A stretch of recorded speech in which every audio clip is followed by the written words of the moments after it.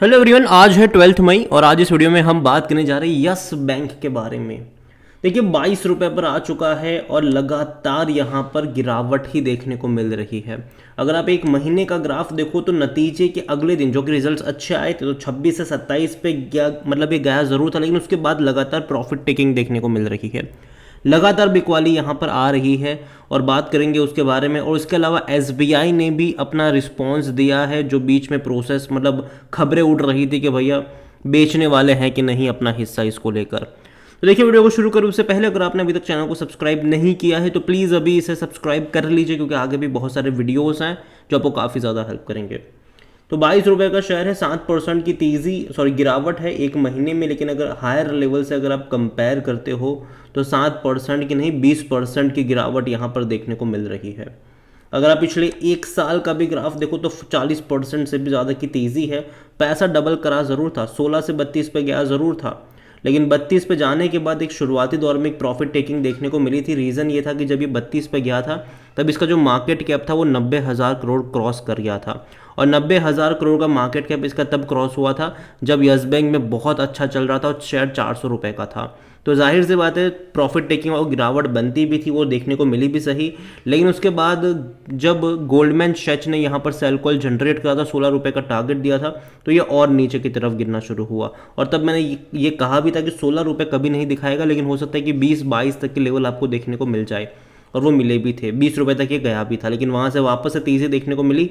अच्छे रिजल्ट के चलते एक दिन की तेज़ी आई ज़रूर थी, लेकिन उसके बाद लगातार गिरावट आई, क्योंकि आईसीआईसीआई सिक्योरिटीज़ की अगर हम बात करें तो आईसीआईसीआई सिक्योरिटीज़ ने यहाँ पर सेल कॉल जनरेट करा हुआ था और 20 रुपये का टारगेट दिया हुआ था। तो एक नेगेटिव चीज़ यहाँ पर ज़रूर देखने को मिली है। इतना ही नहीं, अगर आप नज़र करें अभी हाल फिलहाल में यस बैंक को लेकर, तो एसबीआई अपना हिस्सा कब बेच रहा है। तो जो चेयरमैन है दिनेश खारा, उन्होंने भी यहाँ पर रिस्पांस दिया हुआ है। आप देखिए यहाँ पर कि मई महीने की शुरुआत में ही एसबीआई के हिस्से की बिक्री को लेकर खबर आई थी और एसबीआई को सरकार ने यस बैंक में हिस्सा बेचने को लेकर मंजूरी भी दे दी है।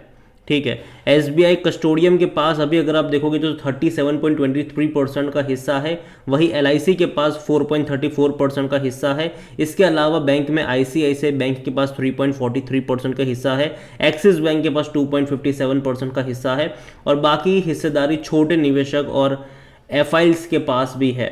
और इस मामले में जब एसबीआई से पूछा गया था, ठीक है, कि भाई साहब बिकवाली कर रहे हो कि नहीं, तो उन्होंने ना तो नहीं कहा है। ठीक है, उन्होंने ये कहा है कि यही सवाल जब एसबीआई के चेयरमैन दिनेश खारा से पूछा गया तो उन्होंने इस सवाल का जवाब नहीं दिया है। मतलब ना हाँ बोला ना बोला। उन्होंने कहा कि अभी हिस्सा बिक्री पर कोई टिप्पणी नहीं करी जा सकती, यस बैंक को लेकर फिलहाल कोई टिप्पणी वो नहीं करेंगे।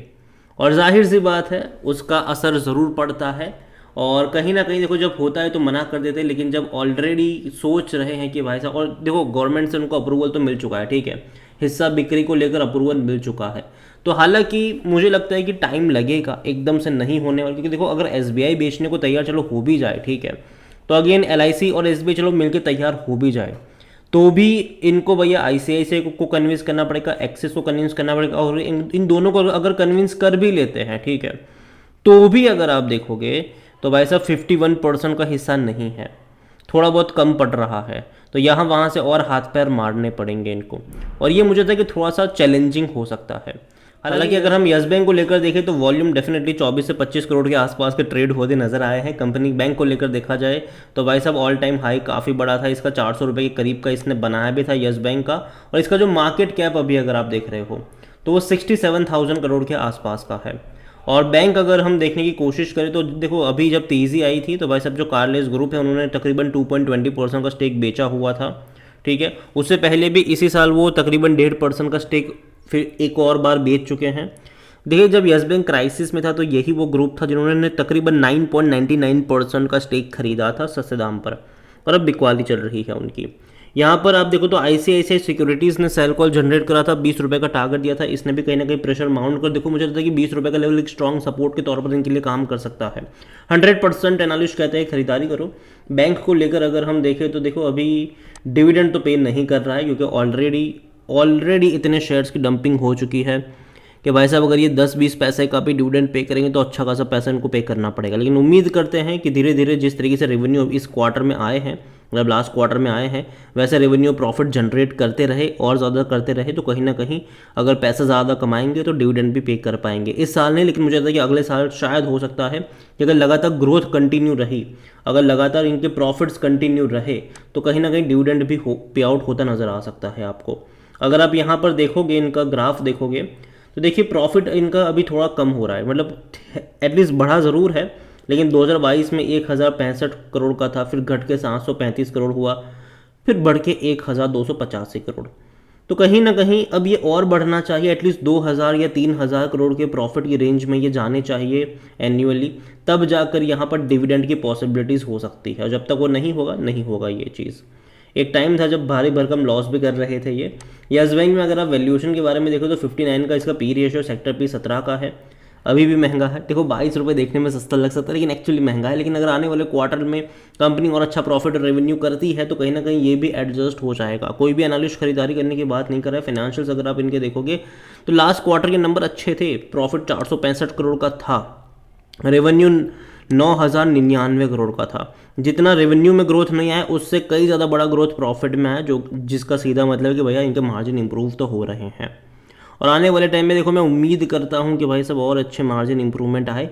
लेकिन हाँ, अब जो प्रॉफिट कमाया है एक बेंचमार्क सेट करा है, अब इससे और ज़्यादा अगले क्वार्टर में दिखना चाहिए। फिर जून 2023 की तरह नहीं होना चाहिए कि एक क्वार्टर में 350 करोड़ का प्रॉफिट दिखा दिया, सब लोग खुश हो गए, अगले क्वार्टर में घट के 228 करोड़ हो गया। तो ऐसा नहीं होना चाहिए। लगातार अब यहाँ से एक्सपेक्टेशन हाई रहेगी कि भैया बढ़ते रहना चाहिए, और अगर बढ़ेगा तो ही लोगों का भरोसा बना रहेगा, अगर नहीं बढ़ेगा तो दिक्कत होगी।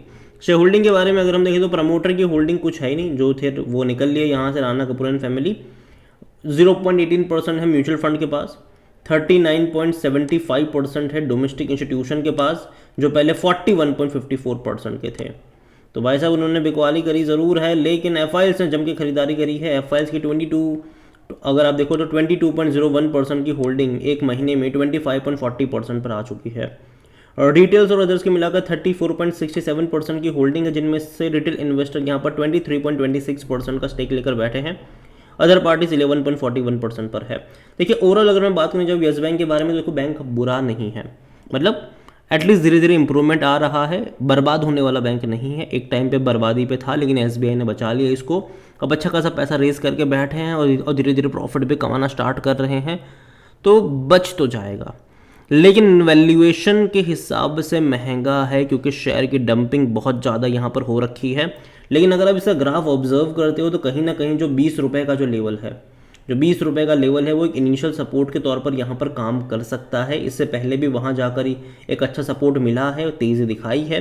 तो मैं उम्मीद करता हूँ, और इवन जब ये गिरावट आ रही थी मैंने कहा था कि मैं 20 और 21 रुपये के लेवल का वेट करना पसंद करूँगा, और मैं अभी भी अपने उसी स्टेटमेंट पर कायम हूँ कि मैं 20 और 21 रुपये का लेवल का वेट करना पसंद करूँगा। जिस तरीके से भैया आरबीआई अभी कोटक के पीछे पड़ी, कोटक महिंद्रा बैंक के पीछे पड़ी हुई है, बैंकिंग सेक्टर में थोड़ा बहुत प्रेशर बनता है इन सारी चीज़ों के चलते।